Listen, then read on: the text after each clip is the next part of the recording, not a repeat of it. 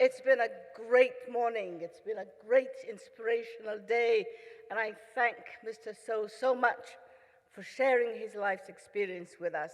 And those children were wonderful and beautiful, and it's been a great day. I bring you greetings from my country, Somaliland. And because many people don't know where Somaliland is, I take the liberty to put the map of Somaliland on your screen so that you can tell the difference between former French Somaliland, la République de Djibouti, l'ancienne colonie de France, la côte française des Somalies, la Somalia Italiana, that you all know about, thanks to Captain Phillips and Black Hawk Down, and the Republic of Somaliland, which is former British Somaliland Protectorate. I come from a country which is not on your map, but I also come from a country that brings greetings to the indigenous tribes, past and present, of your great country, and the greetings of people in Somaliland who have known all kinds of atrocities. And if somebody shows me how to move this, I will try to move it forward, and I fail. I need help. I'm 81, I'm from the pencil generation, so please be patient with me. Oh, it has. The magic. Good. Yes, how do I do it? That one. Oh, that one, the green one. Means go. Yeah. Green means go. There we are. I was pushing the wrong button. I show you this picture because people hear so much about Africa, and they hear about droughts and famine, which we have, poverty, which we have, disease, which there is. But there was a time when there was pomp and pageantry, and the picture that you see on the screen is in the west lawn of the White House in Washington, D.C., when my husband was Prime Minister, and we were graciously hosted by President Johnson and Lady Bird. We were flown in on Air Force One, flew in on the presidential helicopter to the west lawn, 21-gun salute, pomp and pageantry. Banquets, gowns, beautiful, a trousseau, I would say, made for me, took a month. But then all good things come to an end. We had a war, because when Somaliland became independent in 1960 and was the 12th country to become independent in Somalia, in Africa, we united with neighboring Somalia. Like many partnerships, many unions, some work, some don't. Some prosper, some fail. Sadly, our union with our neighbors, Somalia, failed and ended up in a 12-year civil war where the military used bombs and cannons and all kinds of atrocities. That is a hospital you see on your screen. Now, who bombs hospitals and schools and homes and civilian dwellings? That's what the country was littered with. Tanks and military hardware, MiGs and unexploded ordnances. What do tanks do? That's what happens. That civil war killed 250,000 of our people. 1/10 of the population of my country, former British Somaliland Protectorate, were killed in that war. Many of those remains that you see on the screen belong to children. Now, who puts the remains of children in a mass grave? What is the military value of killing children and civilians? Somebody must have felt very brave to do that. Those victims died because they called themselves by their rightful name, Somalilanders. And there were 27 mass graves catalogued by the United Nations. Now, when this was happening, I was a very senior WHO diplomat in comfort, in safety. But I heard every time I had news from my country that people had been taken out of their homes in the middle of the night to be massacred, to be shot, to be executed. It hurt to know that there were children being taken out of schools to be used as mobile blood banks. And soldiers would just go to a classroom and get all the kids to stand up and pick on them, you, out, and just take them out and bleed them to death and throw their carcass onto a pile of other bodies. Nobody should do that to another human being. But it happened. The thing is, we cannot bring those bodies back.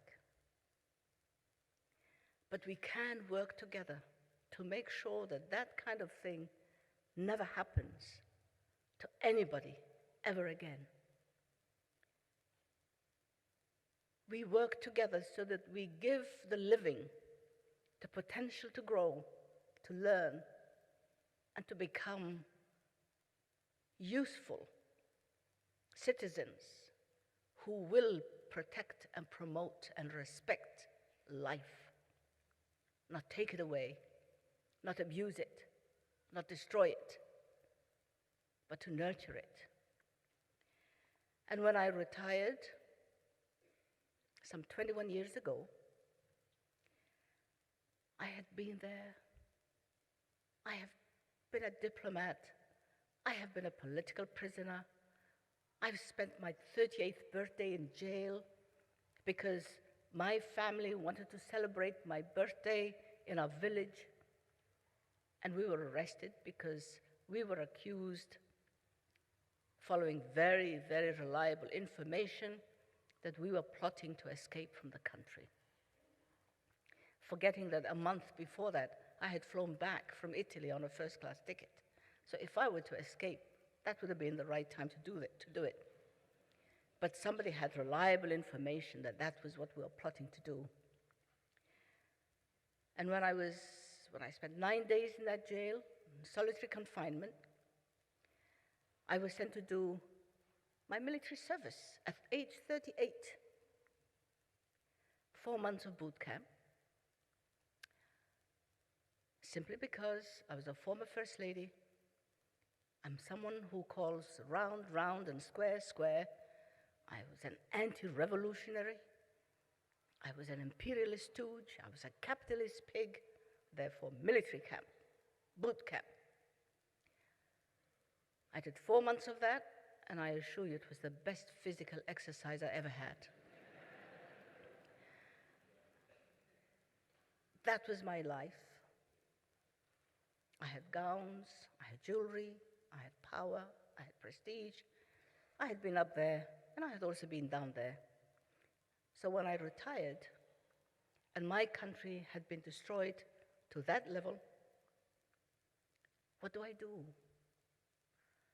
I can just sit back and think about the things I had, worry about what am I going to do? Where's the next bridge game? Or which park do I go to and feed the pigeons and feed breadcrumbs to the ducks on the pond, or go home? And that's what I did. I recycled my life. I just recycled everything I had into cold cash and went back to Somaliland. Went back to Somaliland because there were no health workers. There was nothing. There was no food. There was no water. There was no government. No sanitation. None of the things that existed before the war were there. So I went back. Of course, no education. Children were being taught on sand because there was no paper, there were no pencils. taught to read and count on sand, count with pebbles. Children were asked to bring 10 pebbles to school so they could be shown how to do multiplications and subtractions, how to add and how to subtract. Not on an iPad, not on paper. They had no pencils, on sand. And of course, disease. And who suffers the most? The weakest, the women, the children. Who delivers women when there are no health professionals? They become subject of discrimination because whatever is available in that community goes to the strongest, not to the weakest. Women get pushed aside. Pregnant ones pushed aside even further. Maternal mortality of the Somali woman became 1,600 per 100,000 live births. The maternal mortality rate of my country was worse than Afghanistan, was worse than Lesotho, was worse than Papua New Guinea. And of course, hunger, malnutrition. Women had the most, they say, the most difficult thing that could happen to a woman in my country was to become pregnant. That moment of joy for everyone, where everybody celebrates when a woman becomes pregnant, was a source of danger to that woman in my country. So since I was a midwife, and I had been delivering babies all my life, I had been training midwives all my life, this is what I would do. I would go home, and I'd build a hospital for women. And this picture is one of the umbilical cords that dragged me back to my country. A hospital that once carried the name of my father. This is what it turned out to become after the war. And the only healthy, clean, living thing there was a goat. And I felt that I could do a better job than the goat for the sick. So it was either her or me to look after the sick. That took me home. And it took me home with good intentions, and I was going to build a hospital, and I was going to look after women, but where? So I went to my former husband, who was the president of Somaliland at the time, and I said, I'm retiring, and I'm back, and I want to build a hospital. And he said, what? A hospital? Yeah, hospital. What's with you and hospitals? You're retiring and you want to build a hospital? Haven't you had enough of hospitals all your life? And I said, hospitals? No, that's what I was trained to do, but do you like being the president of a country that has no maternity hospital? Because if you had maternity hospitals, then I could retire and I wouldn't need to build one for you. But be grateful that there is a crazy woman who wants to build one for you. But you're not young anymore. You're old. You're retired, and you want to build a hospital. How can you do that? Well, you give me the land, and let's find out. So I was given land on a once killing ground, once execution ground, a trash dump. The government had to bulldoze that land and cart away 32 truckloads of trash from it. And I started to build, and build, and build, and build for 4 years. My office was the shade of a tree. And for 4 years, I was there for every brick that was laid, every wall that was plastered, every foundation that was dug, because my resources were limited, and I needed to make sure that it gave me the biggest bang for my buck. And it was the most educational experience for me. It was an education to learn all about steel and concrete and the depth of foundations and the content of a brick. For me, a brick was a brick. How much sand goes into it? How many pebbles are put in? What size pebbles go into it? How much water goes into it? How is it matured? How is it dried in the sun? How is it watered?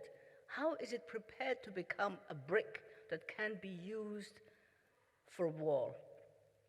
It was an extremely educational experience.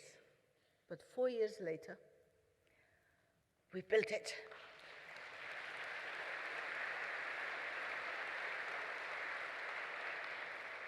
And 8 months before it was finished, I moved into it.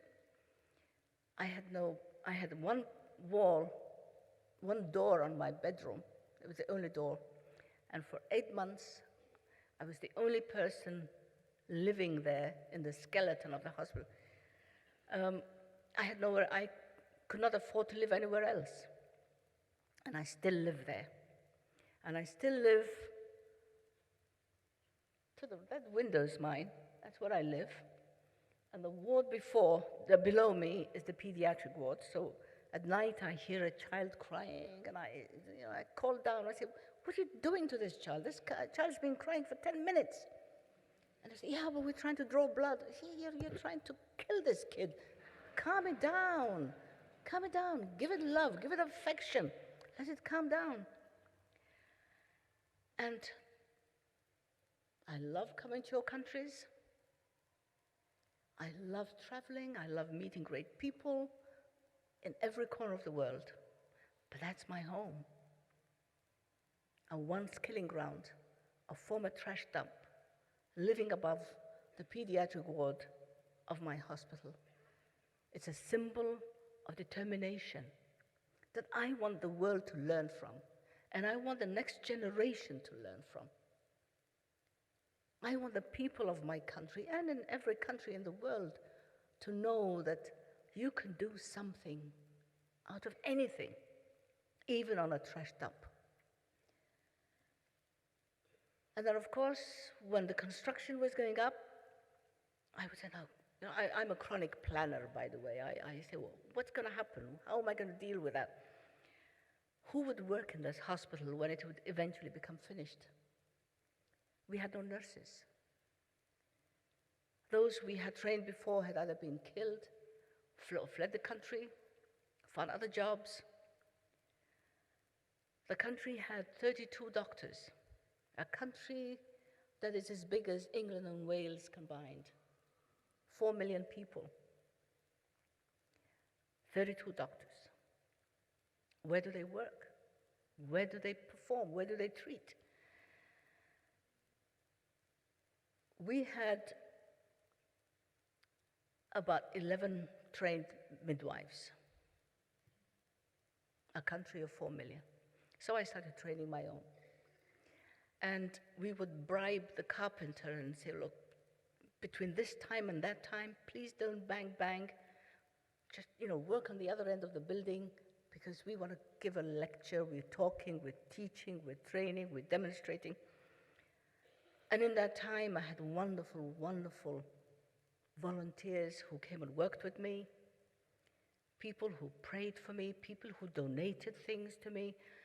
By the way, the top floor, all the steel that went into the top floor of the building was donated by one merchant in Somaliland.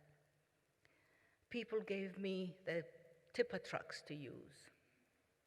People gave me sand, gave me bags of cement, gave me their time, gave me their skills. The engineer was building the hospital for me. I wasn't paying him. I was not even giving him a cup of tea. And eventually, when the hospital was finished, I had great volunteers, and two of them are sitting in the audience here today, Dr. Paula Kitto and Dr. Judy Thompson, both Australians, one from the West and one from here, people who've worked with me over the years. Time and time again, they fly out. I don't pay them. I don't buy them a ticket. They fly out, train my midwives, train my junior doctors, show us how to do things better. We have the Australian Doctors for Africa who come once or twice a year out of Perth. We've had all my first beds were donated by Britain. My first baby cots were donated by Britain. My first single ambulance was donated by UNHCR. My well, the water well, that from where we draw 2 tankers of water a day, was donated by France. Et vive la France, if there's any French people in the audience.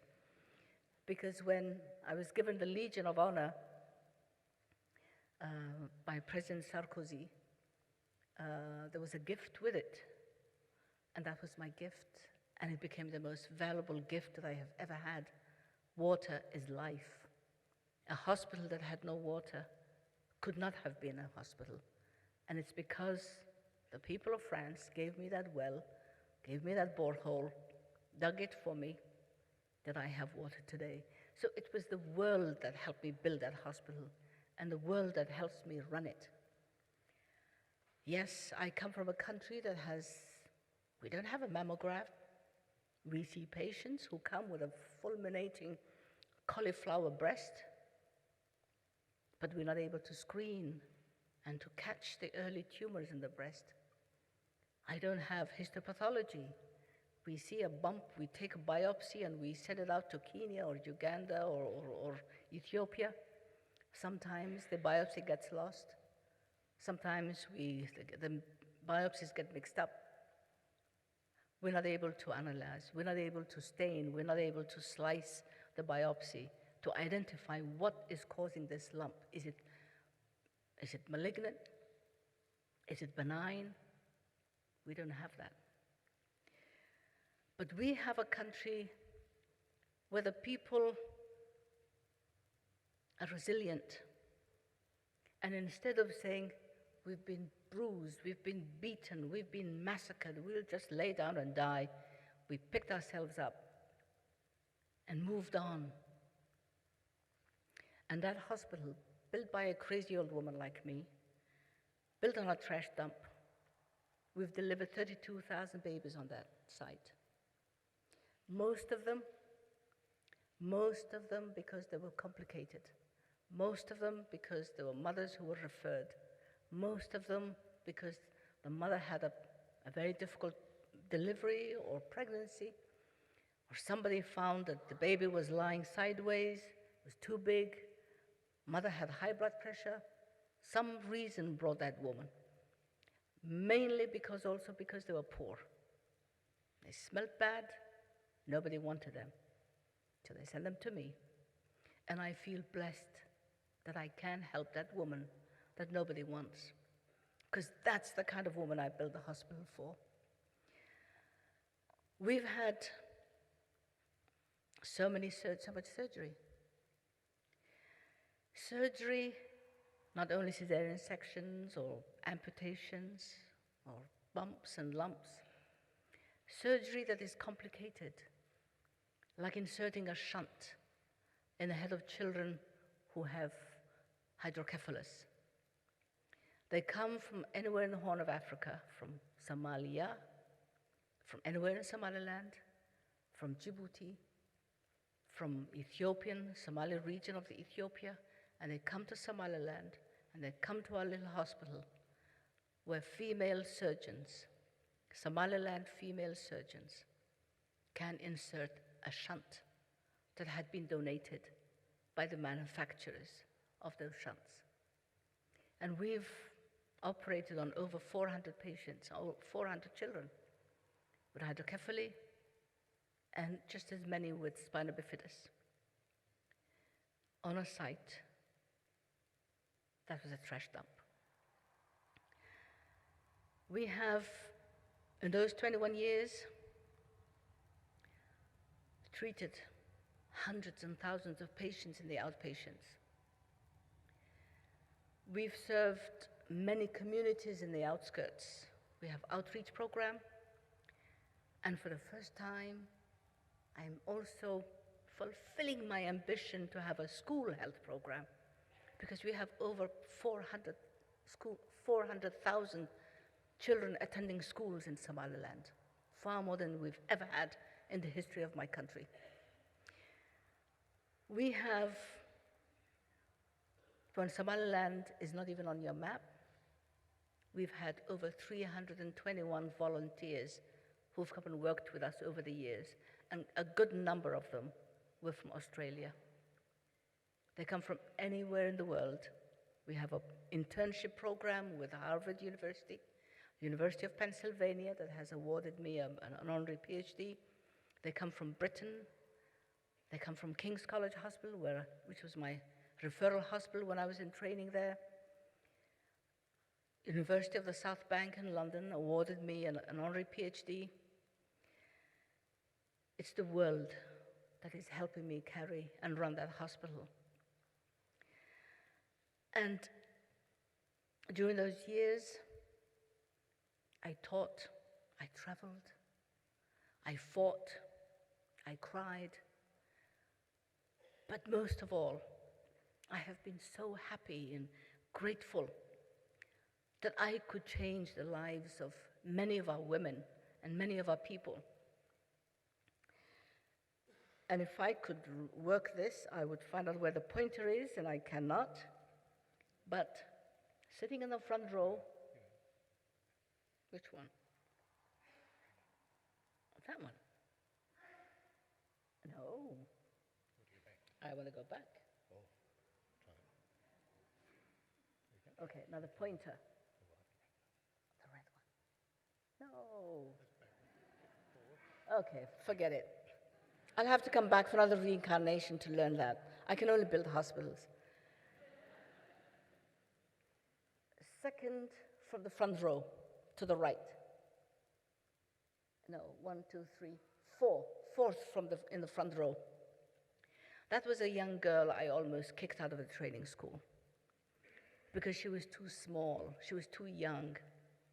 And out of the 306 applicants who wanted to become nurses and who sat for an entrance exam, we took 40. And among those 40, there was a little girl. And I said, oh my God, examination committee, who's that kid sitting in the third row in the red dress? She's too young. What's she doing here? I said, well, she's one of the successful applicants. I said, she's too young. Let her come back in 3 or 4 years' time. I can't teach her anything. She's too young. Let her grow up. I said, too late, because the list is out on the wall. And her name is out there. We cannot remove it. So, that girl today is taller than I am, excelled in her nursing training, went on to become a midwife, excelled in her midwifery, graduated top of the class. I sponsored her and another one through medical school. She graduated second from that class in medical school. That girl I almost kicked out. Sometimes, it's good to be wrong. She is the one who inserts shunts. She is the one who has saved so many children. I'm still a midwife. She is now a surgeon. And the second one has a back turned. The second student I sponsored through medical school was trained by Dr. Paula Kitto in obstetrics, emergency obstetrics, and neonatal care. And she is now running the course that Dr. Paula Kitto was running for us in the past. Kids, young girls, who taught themselves to read and write on sand, in a country where education for girls was not advisable, one is an obstetrician, and one is a surgeon. That's what life is all about.